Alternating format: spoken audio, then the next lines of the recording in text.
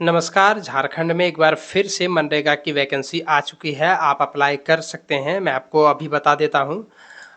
हम फिलहाल हैं गोड्डा ज़िले के ऑफ़िशियल वेबसाइट पर। यह है गोड्डा ज़िले की ऑफ़िशियल वेबसाइट और यहीं से वैकेंसी आई है मनरेगा की, जिसमें आप अपना फॉर्म अप्लाई कर सकते हैं। तो मैं आपको यहाँ पर बता दूँ, देखिए ये सबसे ऊपर वाला जो आपको दिख रहा है, यहाँ पर नोटिफिकेशन और साथ में फुल एडवर्टाइजमेंट दिया हुआ है और साथ में कुछ सर्टिफिकेट फॉर्मेट भी दिया गया है और एक फॉर्म भी दिया गया है जिसको आपको भरना है, जो आप भर करके और भेजेंगे। चूँकि ये फॉर्म ऑफलाइन है, तो इसीलिए आपको जो है वो यही वाला फॉर्म जो है वो ऑफलाइन के माध्यम से भरना है और आपको भेज देना है। इसके बाद ये जो है वो सर्टिफिकेट का फॉर्म है, जो फिजिकली हैंडीकैप्ड होंगे उनके लिए ये फॉर्म है और साथ में ये है ईडब्ल्यूएस यानी इकोनॉमिकली वीकर सेक्शन के लिए ये फॉर्मेट दिया गया है। इस फॉर्मेट पर सर्टिफिकेट बना होना चाहिए। ये है एडवर्टाइजमेंट और ये है नोटिस। तो मैं आपको वो सारी चीज़ों को दिखा देता हूँ। सबसे पहले ये है नोटिस, जिसमें आप देख सकते हैं 19 अक्टूबर 2023 से आप इस फॉर्म को भर सकते हैं, जैसा कि आप यहाँ पर नोटिस में देख सकते हैं। और आखिरी डेट भी आपको इस नोटिस में दिखाई पड़ेगा, जो मैं आपको अभी दिखाऊंगा।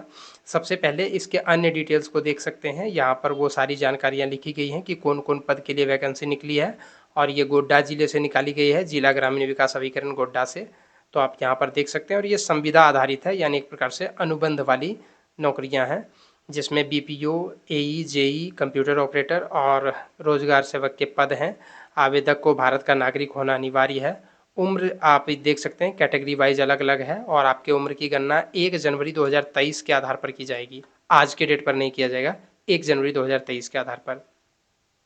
कितना किस किस पोस्ट के लिए आपको सैलरी दी जाएगी वो भी यहाँ पर डिटेल्स दिया हुआ है। और अब यहाँ पर आप देख सकते हैं कि किस किस पद के लिए क्या क्या क्वालिफिकेशन होना चाहिए। सबसे पहले बीपीओ यानी प्रखंड कार्यक्रम पदाधिकारी यानी ब्लॉक प्रोग्राम ऑफिसर, उसके लिए सरकारी मान्यता प्राप्त विश्वविद्यालय संस्थान से किसी भी संकाय में या फिर विषय में कम से कम 55% अंक के साथ उत्तीर्ण होना चाहिए, या फिर आपको जो है वो सामान्य स्नातक, विशेष स्नातक प्रतिष्ठा उत्तीर्ण जिनका प्राप्तांक 55% से कम है उनको स्नाकोत्तर यानी कि एमए कंप्लीट होना है। मतलब अगर आपका ग्रेजुएशन कंप्लीट है, 55% से अधिक अंक है तो आप भर सकते हैं, अन्यथा एमए अगर आपका है तो फिर परसेंटेज जरूरी नहीं है।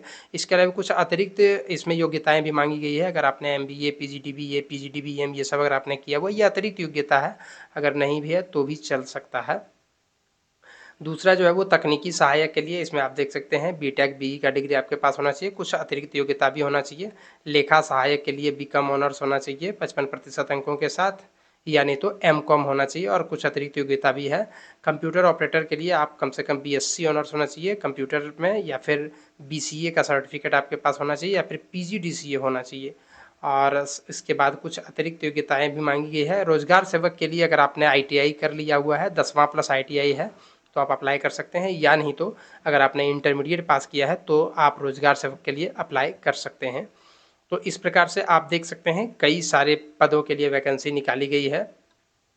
और इसमें जो है वो प्रारंभिक चरण में जो ये भर्ती होगा वो 1 वर्ष के लिए होगा। उसके बाद इसके काल अवधि में विस्तार किया जा सकता है आपके परफॉर्मेंस को देखते हुए, और ये हो ही जाता है, ऐसा नहीं कि आपको वहाँ से निकाल दिया जाएगा।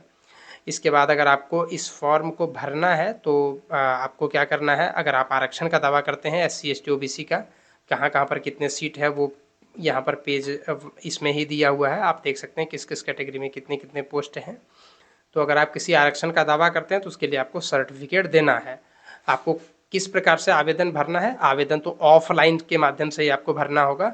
आवेदन को ऑफलाइन आपको भरना है, जो मैंने आपको अभी फॉर्म दिखाया उस फॉर्म को आपको भर लेना है। उसमें सभी प्रकार का शैक्षणिक योग्यता वाला प्रमाण पत्र और मार्कशीट, जाति आवासीय प्रमाण पत्र जिस पर आपका साइन होना चाहिए, सब में स्व अभिप्रमाणित होना चाहिए, यानी आपका साइन होना चाहिए, और खुद का साइन किया हुआ फोटो।